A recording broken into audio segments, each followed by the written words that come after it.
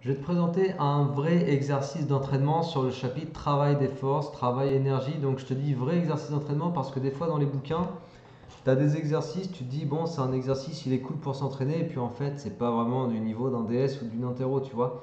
Alors que cet exercice-là, que tu vois là sous tes yeux, ça c'est un exercice sur le travail des forces qui ressemble déjà à ce que tu peux trouver dans un DS de bonne qualité sur ce chapitre-là. Parce que voilà, tu as un nombre déjà assez conséquent de questions, tu as des questions assez pointues, précises, des trucs de qualité, du texte qu'il faut interpréter, comprendre. Donc bref, c'est un bon exercice. Pour moi, ça c'est le genre d'exercice qu'il faut faire pour être prêt pour ton contrôle, tu vois. Donc c'est ce qu'on va regarder ensemble. Alors comme d'habitude, je te propose de faire une première lecture du sujet. Le problème, c'est que... Non, c'est bon. Voilà, je dézoome. Comme ça, tu peux mettre la vidéo sur pause. Et puis, je pense que là, c'est suffisamment lisible. Allez, on va regarder ensemble. On va regarder ensemble du coup. Donc c'est une histoire de ski nautique. Une skieuse de masse M assimilée à un point matériel est tractée par un bateau à l'aide d'une corde parallèle à la surface de l'eau. Donc la situation qui est décrite ici. Elle part d'un point A sans vitesse initiale. Donc ça veut dire que VA vaut 0. Tiens, ça je vais le marquer tout de suite. VA vaut 0. Et ensuite, on nous dit, et arrive en B où elle lâche la corde avec une vitesse de 57 km par heure. Donc VB, c'est 57,0 km par heure. Elle passe sur un tremplin BC, incliné d'un angle alpha par rapport à la surface de l'eau, donc le tremplin est ici. Elle arrive jusqu'au point C, effectue un saut et retombe en haut.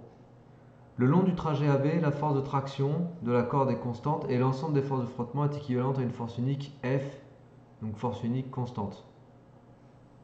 Sur le reste du trajet, les forces de frottement seront considérées comme négligeables par rapport aux autres forces. Donc on a quoi? On a la masse, on a la distance AB, on a la distance BC, la force F, donc la force de frottement sur le trajet AB, et l'angle alpha. Donc tu as vu, il y a plein d'informations. C'est pour ça qu'il est intéressant cet exercice, parce que tu as plein d'infos et c'est à toi de trier tes infos, tu vois. Voilà. Et question 1, faire le bilan des forces qui s'exercent sur la skieuse au cours des trajets AB et BC, les représenter sur un schéma.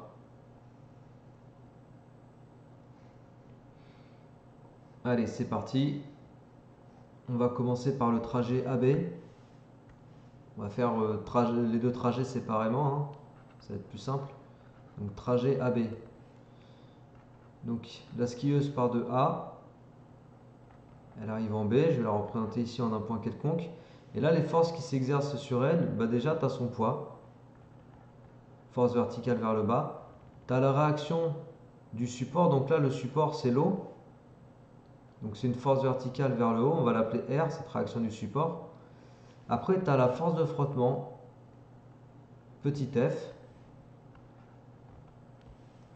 Et puis la force de traction exercée par le bateau, grand T. Je crois qu'il demande juste de les représenter, ouais, c'est bon. Et puis après sur le trajet BC, donc là sur le trajet BC, tu vois, on est déjà sur le tremplin. Voilà, donc là j'ai le point B. Puis là on va dire que j'ai le point C. La skieuse est ici.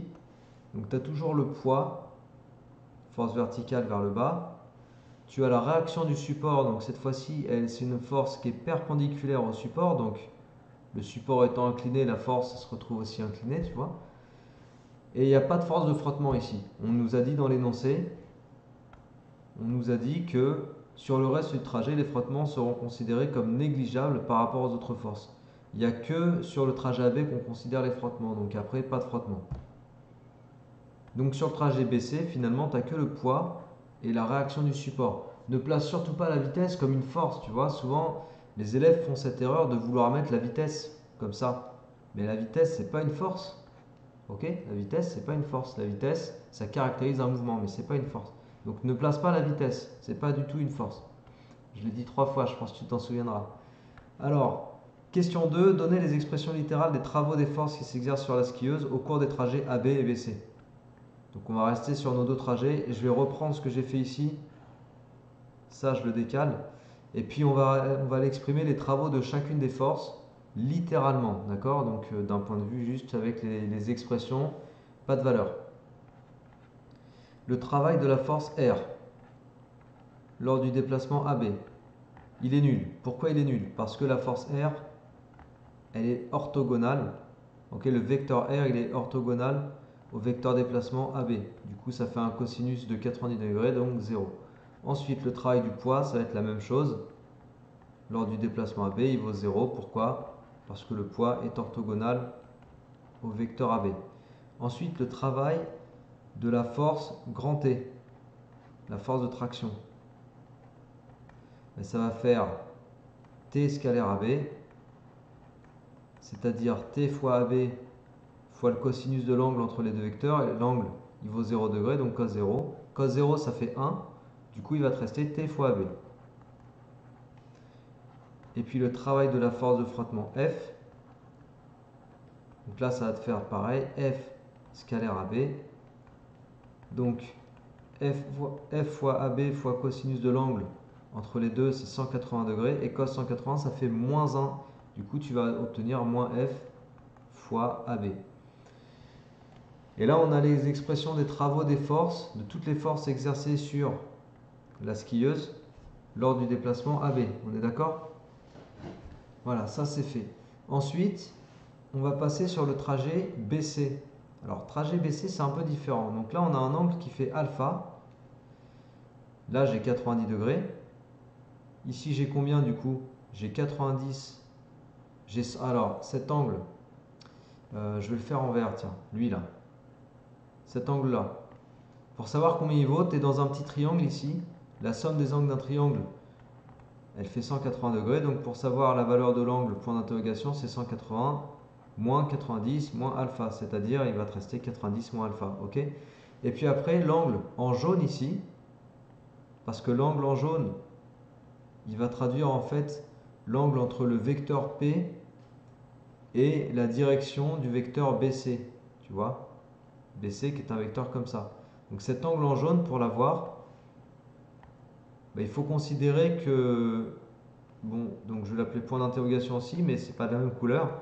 Cet angle-là, il est égal à 180 moins l'angle vert. Pourquoi? Parce que ici, tu as un angle plat, et du coup, la petite partie jaune, c'est l'angle plat, donc 180 degrés, moins la valeur de l'angle vert. Là, c'est juste, je joue avec les angles, tu vois. Et l'angle vert, c'est 90 moins alpha. Du coup, il va te rester quoi? Il va te rester 180 moins 90, donc 90 plus alpha. Donc 90 plus alpha, c'est l'angle entre ton vecteur poids et le vecteur déplacement BC. D'accord? On va en avoir besoin pour le travail de la force, le travail du poids. Donc le travail du poids, du coup sur le trajet BC, il est égal, en fait je sais même pas pourquoi je me suis cassé la tête à faire ça, mais bon c'est pas grave. Le travail du poids il est égal à grand P scalaire, je vais te donner une autre expression après, je me suis embêté pour rien là. Grand P scalaire BC, il est donc égal à P fois BC fois cosinus de 90 plus alpha. Mais sinon, tu as l'autre expression pour le travail du poids, tout simplement M fois G fois, ZC, non, ZB moins ZC. Voilà, ZB moins ZC. Ok? MG, ZB moins ZC. Et MG, ZB moins ZC, c'est aussi égal à MG fois moins ZC moins ZB. Tu vois, j'ai inversé l'ordre des lettres. Pourquoi j'ai fait ça? Parce que ZC moins ZB, donc là je suis sur un axe, je veux dire que les altitudes elles sont comme ça, tu vois, fléchées vers le haut. Là j'ai ZC, en face de C j'ai ZC ici. Et puis là j'ai ZB là. Donc ZC moins ZB en fait c'est cette distance là.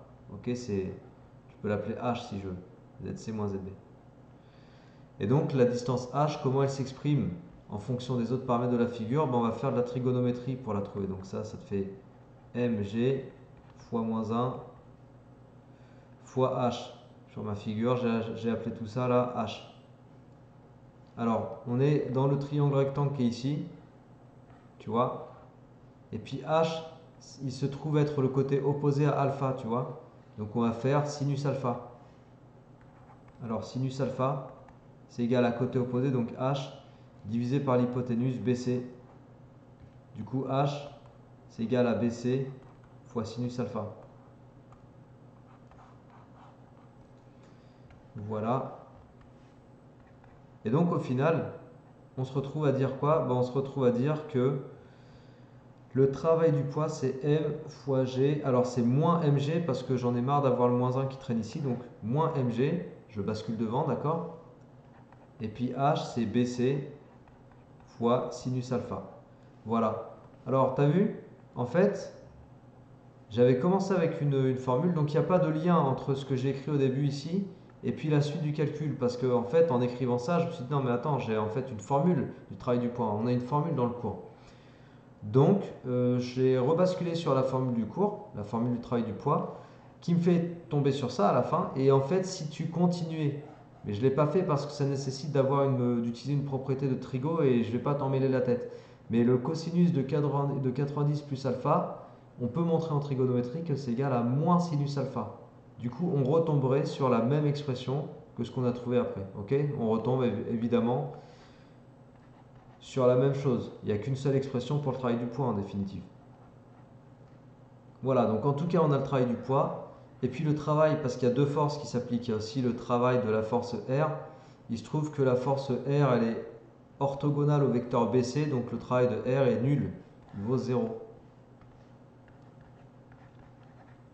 Donc tu as vu déjà rien que dans cette question, on manipule les formules pour calculer les travaux des forces, donc c'est quand même pas mal parce que voilà, c'est déjà un bon récapitulatif de ce qu'il faut savoir sur les expressions des travaux des forces. Donc en disant tout ça, on a fait question 1, question 2, question 2, question 3. La force de traction est qualifiée de non conservative. Qu'est-ce que cela signifie? Bon là c'est une question de cours. Force non conservative. Donc question de cours. Hop. Question de cours. Une force non conservative, je vais appeler ça une force NC, d'accord, non conservative, égale force dont le travail dépend du chemin suivi, dépend du trajet, dépend du déplacement, dépend du chemin suivi lors du déplacement si tu veux.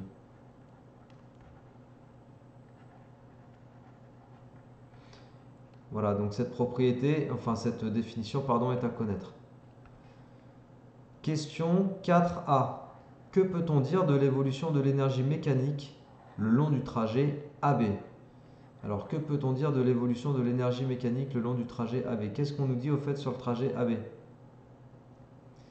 Alors, sur le trajet AB, tu vois qu'on va passer de 0 mètres par seconde, ou 0 km/h, à 57 km/h. Par contre, le point A et le point B, ils gardent la même altitude. Tu es d'accord avec moi? Parce que voilà, sur le schéma, tu le vois, hein, l'eau, elle est horizontale. Le niveau de l'eau est horizontal. Je ne sais même pas s'ils le disent. Ouais, ils disent que la corde est parallèle à la surface de l'eau. Mais bon, bref. ZA égale ZB. Donc retiens ça dans ta tête le temps que je prenne ça.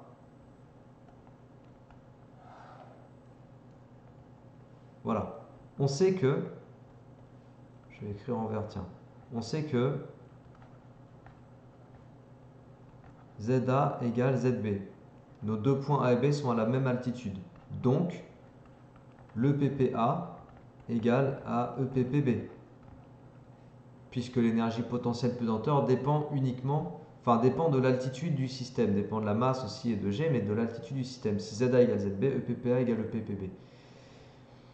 Or, la vitesse en A, elle est plus petite que la vitesse en B, puisque le système passe de 0 km/h à 57 km/h. D'accord? La skieuse, elle passe de 0 à 57 km/h. Donc la vitesse augmente, d'accord? Si la vitesse augmente, ça veut dire que l'énergie cinétique au départ est plus petite que l'énergie cinétique à l'arrivée, enfin au point B. Et puis là, du côté gauche, dans le membre de gauche, je vais ajouter EPPA. Et dans le membre de droite, je vais ajouter EPPB. Sachant que EPPA égale EPPB, j'ai ajouté en fait la même chose des deux côtés, tu vois, ça c'est la même chose. Sauf que, à gauche, regarde ce que j'ai reconstruit. J'ai reconstruit l'énergie mécanique au point A. Et regarde à droite ce que j'ai reconstruit. J'ai reconstruit EMB. Donc au final, qu'est-ce qu'on dit? Que EMA égale inférieur à EMB, du coup, entre A et B, l'énergie mécanique, elle augmente. Et puis c'était ça la question. On te demandait comment varier l'énergie mécanique sur le trajet AB. Donc l'énergie mécanique augmente le long du trajet AB. Du coup, pour finir, question 4b, en déduire l'expression de la valeur T de la force de traction le long du trajet AB, calculer sa valeur. Donc on veut l'expression de la valeur de grand T. On n'avait pas un truc sur grand T? On avait dit quelque chose, je crois, par rapport au... Je crois que c'était là.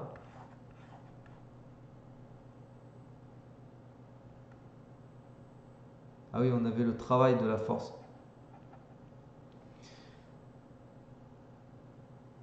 Alors, ici on va utiliser un théorème en fait. J'ai perdu ma question, voilà. Donc, en déduire pour la question 4b.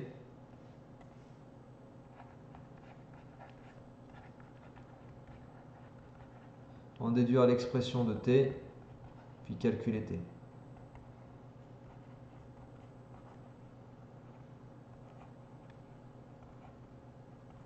Calculer la force.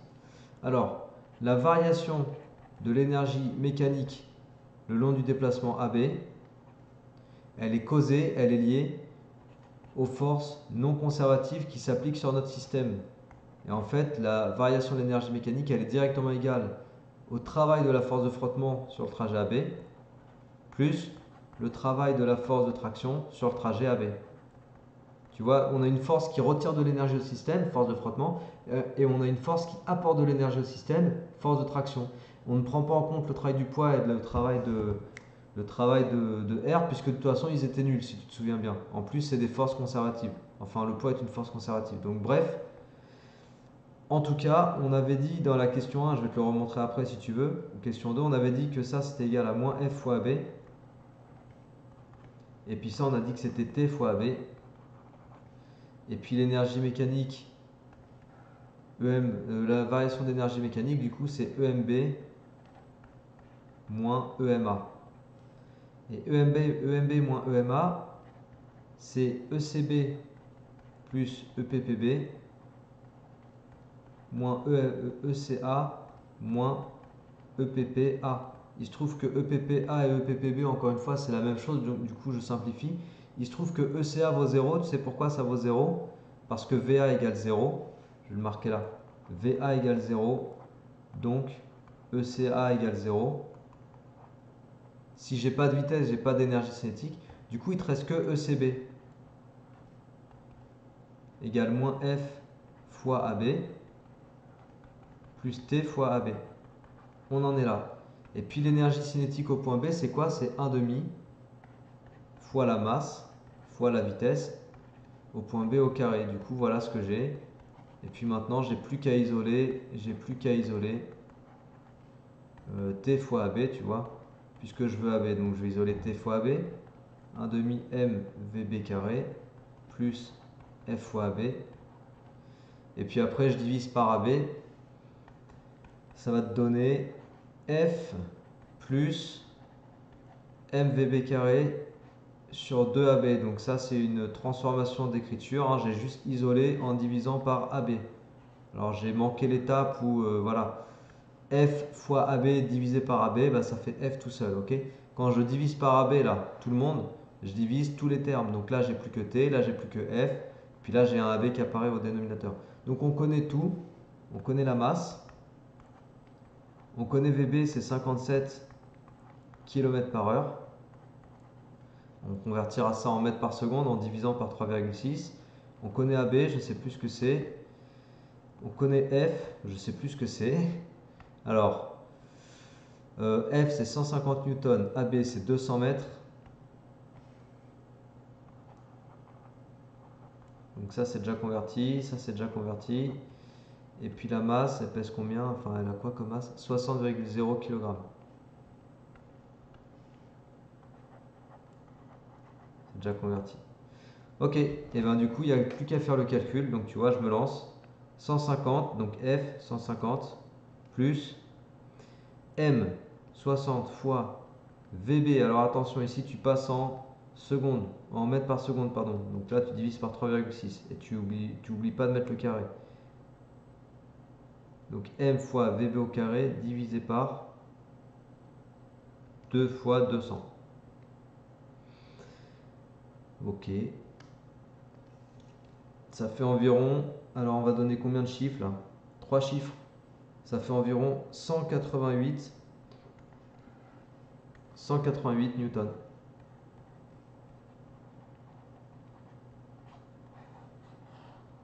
Voilà. 188 newtons. Ok. Je vérifie que j'ai pas fait de conneries. Je pense que c'est tout bon. Voilà, donc écoute, je vais faire cet exercice en deux parties parce que la dernière partie, j'ai pas envie de la bâcler. Ça fait déjà un petit temps là que je fais tourner la vidéo. Donc je m'arrête là pour cette première partie de résolution. Du coup, bah, n'hésite pas à aller regarder tout de suite la suite pour finir l'exercice, quoi. Ok? Allez, à tout de suite.